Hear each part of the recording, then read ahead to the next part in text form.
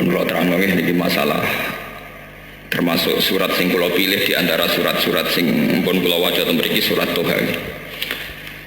Biasanipun dalam riwayat-riwayat hadis termasuk paket niku surat Toha kalian surat Yasin. Banyak riwayat keunggulannya surat Toha, termasuk wonten riwayat hadis ya. Niku bahwa Allah Ta'ala itu sebelum menciptakan langit dan bumi itu yang dibaca surat Toha kalian surat Yasin. Inna Allah Ta'ala qara'a Toha wa Yasin qabla ayyakhluqas samawati wal ardu bi alfi amin. Sebelum 2000 tahun menciptakan langit bumi itu Allah Ta'ala ada tradisi maos Toha kalian Yasin. Tentu hadis itu riwayat ya, meskipun dalam riwayat ada yang setuju, ada yang tidak. Tapi sudah menjadi tradisi ulama bahwa surat Yasin Toha itu punya posisi khusus. Ini dari segi riwayat, terus dari segi makna kalau terangkan awa ilu suwar, ini ngaji ilmiah ini.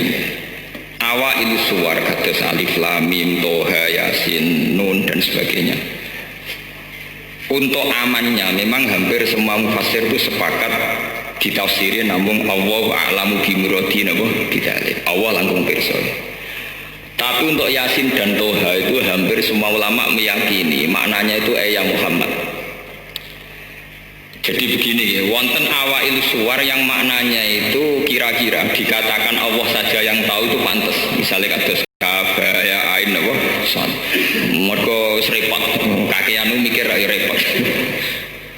Tapi untuk Toha dan Yasin itu secara istikmali itu keyakinan ulama tetap Muhammad. Buktinya secara istikmali misalnya tenggiba ala Toha Rasulillah ala Yasin Habibillah. Artinya secara istikmali ya sudah didedikasikan, sudah diperuntukkan sinten Kanjeng Nabi. Jadi muni Allah sing pirsa di prakteke wis dinggo. Prakteknya secara istikmali Toha dan Yasin sudah diperuntukkan sinten Kanjeng Nabi. Buktinya kita nak semoga selawat di ala Toha Rasulillah ala Yasin Habibillah. Apalagi secara siakul kalam ya, setting ceritanya ini jelas-jelas menunjuk Muhammad. Misalnya kata Toha ma anzalna alaika yang atase sira Toha Al-Quran. Dan tentu orang yang kena kitab itu yang terkait Quran tentu sinten Nabi Muhammad. Jadi sebenarnya bisa ditebak kalau secara istikmali Toha mesti mengarah atau menunjuk sinten Kanjeng Nabi Muhammad sallallahu alaihi wasallam. Lah cuma mulai riyen adate wong salaf ku tawadhu. Daripada resiko keliru semuni Allah a'lamu biwadi napa bidzati. Iku tradisi tawadhu. Tapi kemudian yang ironis, teng kampus-kampus tradisi jalan itu dikritik. Jadi termasuk kemalasan berpikir, ora wani nebak. Itu kan justifikasi jadi pembenaran kemalasan apa? Berpikir. Kalau sering debat dengan dosen-dosen, Pak Bah, kemalasan berpikir kok didukung. Jawabku gini, kamu spekulasi kok minta didukung? Kamu yang berani nebak artinya itu juga spekulasi sesuatu yang nggak perlu nopo didukung. Ya sama, iya ya sama. Yang anak ini ya tidak perlu didukung. Jangan katakan kalau kamu berani memikir itu terus berani benar itu enggak. Orang berani berpikir itu artinya berani spekulasi. Wani spekulasi bahasa kasare wani ngawur. Paham? Paham? Wani spekulasi bahasa kasare artinya wani napa? Ngawur. Wani ngawur kowe kok didukung. Paham? Lah nak tawaduk sak keliru-kelirune wis apik. Tawaduk paling banter darani bodoh. Bodoh mek ngawur parah ngawur. Jadi bodoh mek ngawur parah napa? Ngawur. Bodoh ku apik. Wong bodoh sak Indonesia ku negara ora bangkrut. Tapi nek ana wong ngawur, uang negara dikemplang bangkrut kabeh. Jadi bodoh mek ngawur parah napa? Ngawur. Wong dadi petani lugu kabeh, sak Indonesia sik mangan. Tidak ada wong ngawur cara ngelola hasil panen, wong sok kelaparan kabeh.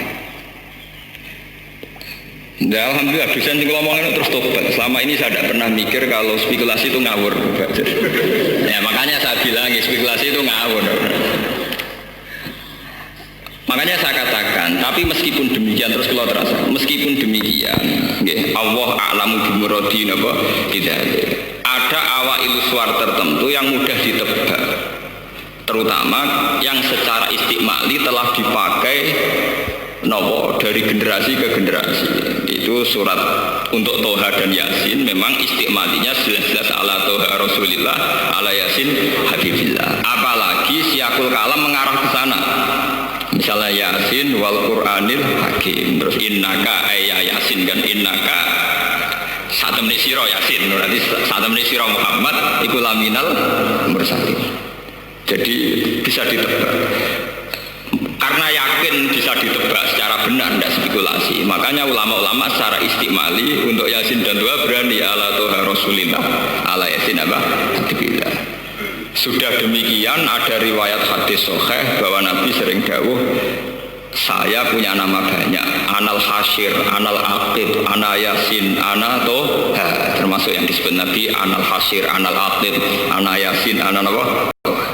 Sehingga sudah klop, artinya secara istiqmali ya memang begitu, siakul kalamnya juga begitu, secara riwayat juga mengarah ke kanjeng Nabi Muhammad sallallahu alaihi wasallam. Mbak niku dari segi makna ya. Terus ini dawuh pangeran ma anzalna alaikal qur'ana litasqa. Bahwa Quran dengan makna al-awamir wan nawahi ini nunjukno nak kanjeng Nabi njen tiyang waras tenan. Al-Quran dengan makna al-awamir wan nawahi, ada banyak perintah, ada banyak larangan. Tentu itu secara teori itu membebani Nabi, ya membebani Nabi. Ketika raja bertitah, masih barang itu gak penting. Itu bagi yang dititahi itu termasuk super penting.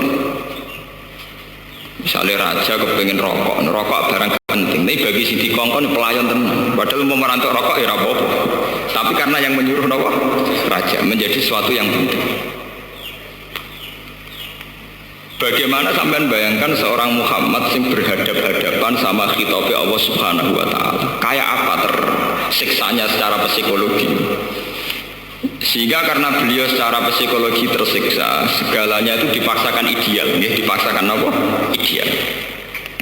Sehingga dalam banyak riwayat Kanjeng Nabi nak sholat ini jadi peringatan gak sing terlalu khusyuk. Nak sholat itu nak sikil loro sama ngene jek enak-enakan. Apa meneh mbek slenden malah enak-enakan. Jadi ben serem ben seru mau sikil apa sih? Sitok. Go sawangane sholat sikil loro itu sawangane jek enak-enakan. Nane ning riwayat wali songo itu misale tipake tlacake Sunan Bonang mesti sikil sitok. Kadang ana takok. Gus jare iku panggonane sholat kok sikile mesti sitok. Mergo dhisik wis dadi tradisi. Sholat itu sing seru nek wis nganggo sikil apa? Sitok. Sikil loro gak seru. Maksudnya itu biasa-biasa wae, Pak. Lho niki tenan niku. Sehingga Nabi ben seru, maksudnya ben tambah hebat, tambah seru. Niku nunjukno nang ngarepe pangeran nak salat nganggo sikil napa? Wis pol kesel. Salat nganggo apa? Akhirnya mbak pangeran saking taate, saking kepingine untuk tawaduk kepada Allah, segalanya serba spesial, termasuk cari paling susah. Akhirnya kalian pangeran jeling ora kudu ngono. Maksudnya sholat kowe ora kudu. Lho nggih to kados bocah sing jenise khusyuk. Kowe iku nak sendako koyo nekek weteng tenan. Sing jenis khusyuk. Itu sudah otomatis. Nak jenis ra khusyuk ya sampe kok karep. Paham? Lah Nabi ngoten sendako kowe betek salat nganggo sikil napa? Sitok. Belum jumlah waktunya. Panjang sekali sehingga Allah sakit orang ngono maksud Quran tak turun ning kowe ora perlu litat abah napa bil ibadah mintu liqiyamika bi sholatil lail. Jadi sudah sholatnya panjang pakai hanya kaki napa satu. Iki sampean kula critani. Itu bagian dari tat abah bima fa'alta. Nabi menyusahkan diri. Tapi lebih dari itu sebetulnya ketika para ulama dan ada ayatnya, maksudnya ada ayat Quran. Di luar itu ada masalah yang lebih urgensi, lebih parah. Bahwa ketika Nabi mendapat wahyu untuk dakwatun nas ilallah, supaya manusia itu baik, supaya manusia itu soleh, itu Nabi tersiksa betul. Karena Nabi harus kayak mendapat amanat menyelamatkan manusia. Cara agama Kristen menyelamatkan domba-domba sing napa tersesat. Bagaimana? Nah, cara terminologi Kristen itu darani sampean-sampean domba-domba sing napa tersesat. Semua nabi tentu ingin menyelamatkan napa domba-domba sing napa. Lah adalah yang paling tersesat itu paman-paman yang pusing. Jadi kayak kiai di partai paling balela alumni yang pusing. Paham ya? Uang paling pusing nak dilawan keluarganya apa? Piyambak. Akhirnya Nabi mulai frustasi. Karena beliau itu karirnya seorang Nabi, penyelamat umat dari kesesatan. Nah paling sesat itu donatur ya Abu Thalib. Meleset Abu Thalib, Abu Jahal, Abu Lahab, pamane kabeh pusing. Itu yang disebut la'allaka bakhi'un nafsaka. Mungkin mat kowe iku frustasi nganti rusak paham dhewe. Mergo Allah yakunu napa mukminin karena mereka tidak iman. Bahkan yang tidak iman itu keluarga besar beliau. Ora Nabi bingung. Mulane kula nu sering kanca kula sing alim tak kandhani, nek dadi kiai aja tenanan. Pokoke ngomong Islam iku apa? Islam iku salat 5 iku Islam. Wis ngono tok, ora usah ngomong liya-liyane. Lah kok saged? Ya kira ora rasane dadi kiai, sampeyan nak roh. Santri ku nak khusuk ning pondok semangat. Salat qobliyah, ba'diyah, saronge yo mlicit, lambine takwa mlicit. Sampeyan nek di mertua tak bapak katokan cekak kapok. Lagi ora rasane dekne ngomong aurat jebule di mertua katokan cekak. Loro. Mulane kula termasuk kiai sing sangat mengharamkan khusuk nemen-nemen. Itu enggak prospek. Itu enggak prospek ke depan. Bahaya itu apa? Bahaya. Bagi keberlangsungan kebersamaan apa? Bahaya. Rata-rata kita mondok, kita jadi orang soleh itu kan dari keluarga awam. Kowe ora usah anut kiai-kiai sing mbah-mbahe wis kiai di pondok, iku ora masalah. Bapake wis sarongan wis lambenan takwa. Tapi kita iku Islam anyaran, ora usah repot. Nek takoki Islam yo apa iso salat 5 wektu. Lah sing diharamno apa ya zina mateni wong. Lah nak bengok-bengok ning dalan ora apa-apa, semoga. Mergo kadang kita punya orang tua sing rezekine kok maklaran sepeda, kok maklaran ontek. Dan rezekinya kok cangkeme. Lah nek misalnya dari awal ngomong-ngomong fal yakul khairan aw liyasmut. Bapak meneng mati wong rezekinya kok maklaran. Jadi pribumisasi Islam dengan hitung-hitungan teknis itu penting. Kenapa? Kanjeng Nabi mawon tau mriyang gara-gara ndekne nyaratno ideal. Nyangkone nek dadi nabi terus sukses ndak wae paman-pamane. Malah sing balelok sinten? Paman-paman. Mriyang ruwet. Wes ngono sing tertarik gembel-gembel kaya kare Bilal, Amr, Suhaib kira-kira sing tertarik. Akhirnya pengikutin Nabi ya pengangguran-pengangguran sing nasibe ora jelas. Ngomong sing nasibe jelas gak tertarik. Ning dinggon wong mapan mbek gerakan tertentu ora tertarik. Kowe saiki sugih di duit miliaran, perusahaan gede, ora tertarik demo senturi. Wis mesti niku mbok kritiso ora tertarik. Gawane wong mapan ora tertarik, nggih demo-demo reformasi gak tertarik. Meskipun ya banyak juga orang-orang mapan sing tertarik meluruskan, tapi kan lewat parlemen atau lewat media. Nah demo tetap mikir ini. Mobil KAC ora kuat meneh ning lapangan. Mungkin peka sama-sama ingin menunjukkan hubungannya, tapi nak wong sugih tetap lewat parlemen, lewat media, nulis ning koran. Wis demo aja untuk tulisan artikel yo dibayar. Niku rada badi. Itu sudah sunnatullah. Nggih kula cerita. Dan yang paling berat dialami Rasulullah juga Sayyidina Ibrahim juga semua nabi. Niki ben dadi peringatan kangge jenengan sing dadi tiyang sae. Niku ndak mesti keluarga. Nabi Nuh di bojo sing balelo. Nabi Ibrahim di bapak sing balelo. Nabi Nuh duwe anak sing balelo. Nabi Muhammad duwe paman-paman sing sebagai orang tua. Mergo Nabi sudah tidak punya bapak yang balelo. Paman penting, ora paman gak kanggu. Mungkin kalau kita punya bapak kandung, itu paman balelo ora masalah karena kita hanya berhubungan dengan bapak. Kanjeng Nabi boten paman yang berposisi sinten? Bapak. Jadi susah tenan. Mungkin ada di kiai alumni balelo, itu rasa susah, itu biasa, itu ringan, itu cek apa? Ringan. Misalnya ke instruksi PKB kok santri meleset P3, atau instruksi P3 meleset PKB itu ringan sekali, sangat apa? Sangat ringan. Karena semua ujiannya Nabi itu mesti ada internal sing balelo. Kayak apa susahnya Nabi? Dia punya istri yang balelo. Nabi Ibrahim Azar bapaknya, Nabi Muhammad paman. Akhirnya mereka tersiksa, hampir frustasi. Secara naluri basarnya hampir frustasi. Terus ngendikane Allah Ta'ala, jangan. Risalah itu bentuk komunikasi antara hamba dan Allah Subhanahu wa Ta'ala. Jadi tidak ada presentasi atau tidak ada target untuk bahwa supaya mereka iman semua itu enggak. Jadi gambarannya risalah ben suara Allah didengar, bahwa aturannya Allah harus didengar. In alaika illal balagh, bahwa aturan Allah itu harus napa? Didengar. Mulane kesunatane para ulama, para pakar, para intelektual harus ngomong terus. Kebenaran meskipun nggak dilakukan itu harus diomongkan terus. Sekali kebenaran didiamkan, entah itu atas nama liberalisasi atau demokrasi, maka Allah akan mencabut barokatul ardi. Dan pasti akan terjadi prahara besar, pasti terjadi kiamat. Dan itu na'udzubillah min syarri napa?